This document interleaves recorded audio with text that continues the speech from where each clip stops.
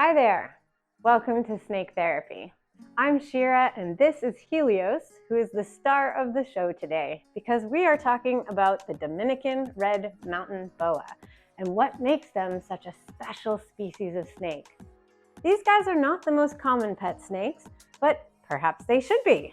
Stick around to find out what's so special about them, what kind of care they require, and why they may or may not be the best pet and therapy snake for you. So, let's slither on into it.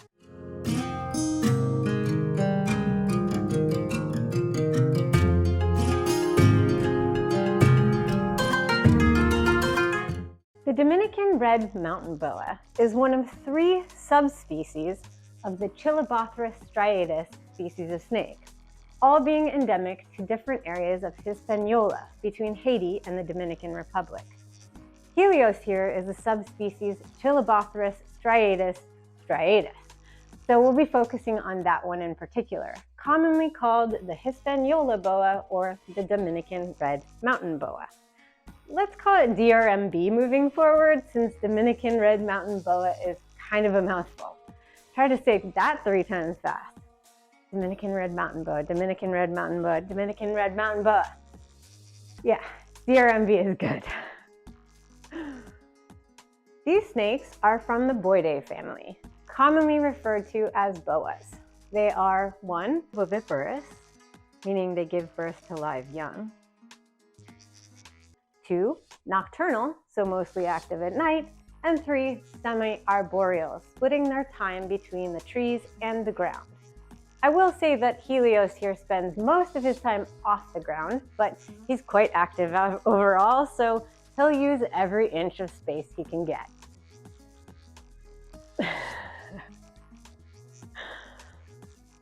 When these snakes were first discovered, they were actually categorized as a subspecies of Epicrates, also known as rainbow boas, because they have as much of that brilliant rainbow iridescence as any true Epicrates that I've ever seen.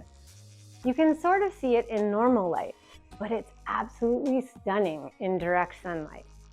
In the 70s, however, it was decided that Chilabothrus were in fact so different from other Epicrates that they deserved to be classified as their very own species, Chilabothrus striatus. Aren't you special, Helios?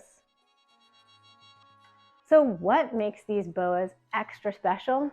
Well, besides their magnificent iridescence, take a closer look at that coloration. Helios here is a deep orange red with some really cool dark saddle patterns, but DRMBs range in color variation from calico with browns and whites to an even deeper, almost maroon or blood red color. On top of that, they actually change color, not only from birth to maturity, but also at different times of the day. They can literally lighten or darken their coloration at will. Helios often darkens his color during the daytime and lightens in the evening. Babies can be born with red-orange coloration, but they can also start off light brown and develop redder color as they age, and that's actually how Helios was. He was brown when I got him, but as he matured, he began to develop orange scales, starting on his belly and chin and getting more consistently spread out with every consecutive shed. So that's one reason that they're an absolute delightful animal to keep. It's so exciting to watch them go through this metamorphosis. As babies, DRMBs are absolutely tiny little noodles, wire thin and delicate. Helios easily fit in the palm of my hand when I first got him, and I'm pretty sure he was about 6 months old already at that time. As adults, DRMBs average about 6 feet, with females sometimes getting as long as 8, but they always retain this lean and slender build, like many other arboreal species. However, these animals are extremely strong. They can easily extend 2/3 of their body length from a grip on a branch and have extra long prehensile tails.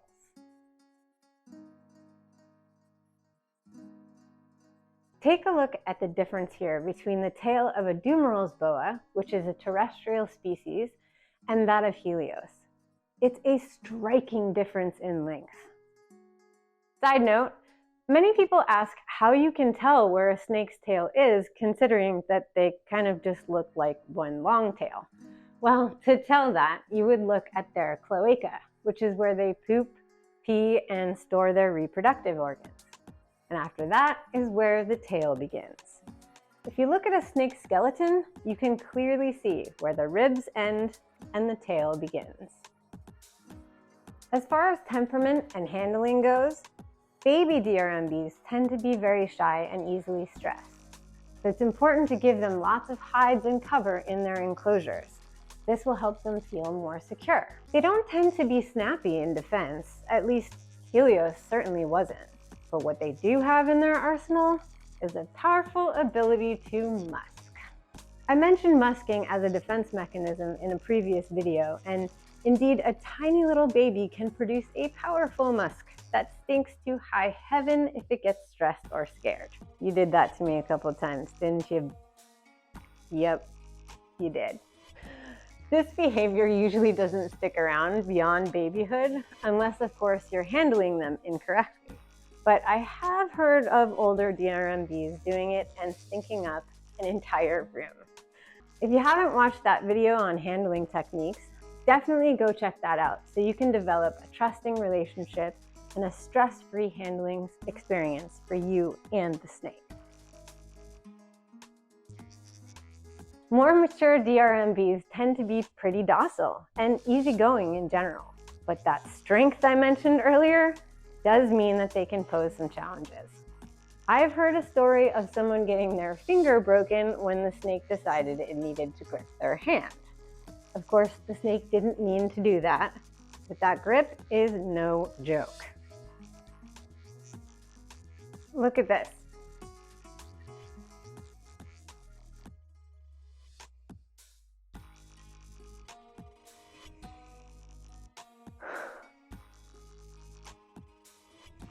Just one finger. You're amazing. Yeah, you are. If I don't get my timing just right with Helios, getting him out of his enclosure when he's already climbing in his branches, it's sometimes impossible. Just remember though, babies are delicate. Never tug forcefully at a baby snake that is trying to hold on to something, as you could seriously injure them. In general though, speaking from both my own experience and those of many I've read and heard about, these snakes are not generally prone to defensive biting. Of course, every snake will have its own personality, so there's always exceptions. Feeding response bites though, another matter. As I mentioned earlier, DRMBs are nocturnal, but when dusk rolls around, they're inquisitive, outgoing, and extremely interested in whether or not you have a meal for them. Helios here is no exception. The only time he's bit me was when he was hunting, and I thought he just wanted to come say hi. Remember to always learn what your snake's hunting behavior looks like. It'll look slightly different per species and individual, but a bite from a DRMB in a feeding response can be unpleasant. I lucked out because he was still young at the time, but being semi-arboreal, they have slightly longer teeth than other boys, and that strength I mentioned means a strike could also leave bruising, and if they coil up on you, it could take some patience and effort to get them to release. I definitely recommend using hook training, or just a hook in general if you plan to get them out of their enclosure at night. You could also try target training. If you want to learn more about what that is, it's fascinating. Check out Lori Tarini's channel. She's an animal behaviorist and has some fascinating techniques for training and working with snakes. These are opportunistic and adaptable hunters in the wild, eating terrestrial mammals, birds, and as babies, they love small lizards. I feed Helios rodents or chicks, and he usually takes whatever I offer him. However, that preference for lizards as babies can make them a bit more difficult to establish on frozen thawed rodents early on.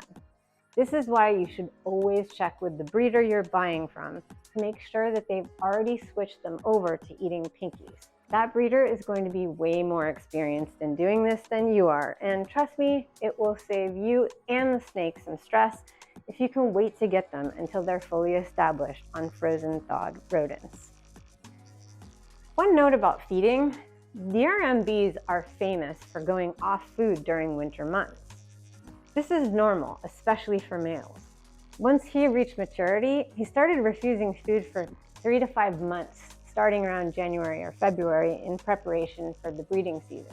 Boas have slow metabolisms and can go a really long time without food if they need to. I won't say that it doesn't annoy me when you do that, buddy. Even though I know you're fine, still makes me think you're starving yourself. But you're not. He's very healthy. These guys are pretty hardy snakes, especially as adults, and husbandry isn't very difficult, but it is important to know what's best for them so they maintain optimum health. The healthier and happier they are, the more prone they're going to be to bonding with you. Although they're technically semi-arboreal snakes, they really spend the majority of their time off the ground as adults. So the crucial thing is to make sure they have lots of branches and even shelves that they can climb, hide, and bask on. This fact, and the fact that these are active snakes, means that if you want one of them, you should plan on having a large enclosure by the time the animal reaches maturity. As babies, just as with any other species of snake, smaller is actually better so that they feel more secure. But once they're a year or two old, you'll be sizing up, and probably again in a couple of years after that. Helios's adult enclosure is 4 by 2 by 4, and he uses it all. His temperament actually changed when I sized up last time. He genuinely seemed much more active, inquisitive, and happy with more space. An enclosure this tall isn't absolutely necessary, but they'll love it if you supply it. I'm a firm believer in offering captive animals the best life we possibly can. These snakes do like a bit more humidity than something like a corn or a king snake, around 60 to 75%. So misting the enclosure every day or every other day will be key, and adding a large water bowl will also help. Make sure it's large enough for them to soak in if they want to, although it really goes for all snakes. Because of the need for humidity, be careful of using wood enclosures to avoid the possibility of mold. The juvenile enclosure I built for Helios was wood, but I used tile and plastic to coat the bottom for ease of cleaning and covered the walls and ceiling with cork mat, which is much more mold resistant than wood. His adult enclosure is PVC, which means I don't need to worry about mold. They will be okay with short dry spells, but you'll want a substrate that holds humidity well and is not prone to mold.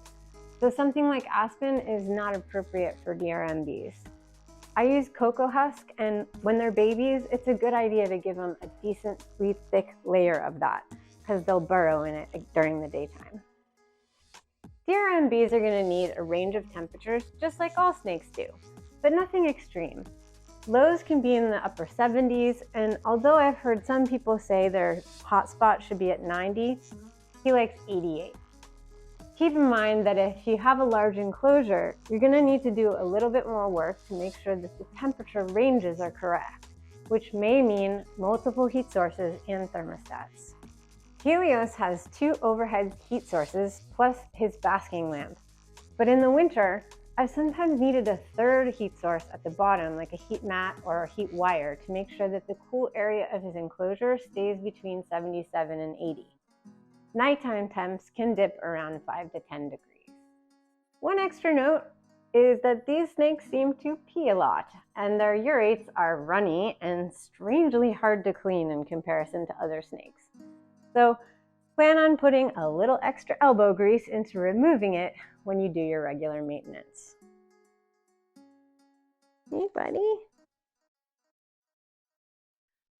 So now that we've reviewed the facts about the species and its husbandry requirements, I'm just going to lay out what I consider to be the overall pros and cons to keeping a Dominican Red Mountain Boa. Let's start with the pros. These are absolutely gorgeous animals that are generally easygoing and docile, and really fun to watch in their enclosures. The color changing experience is fascinating.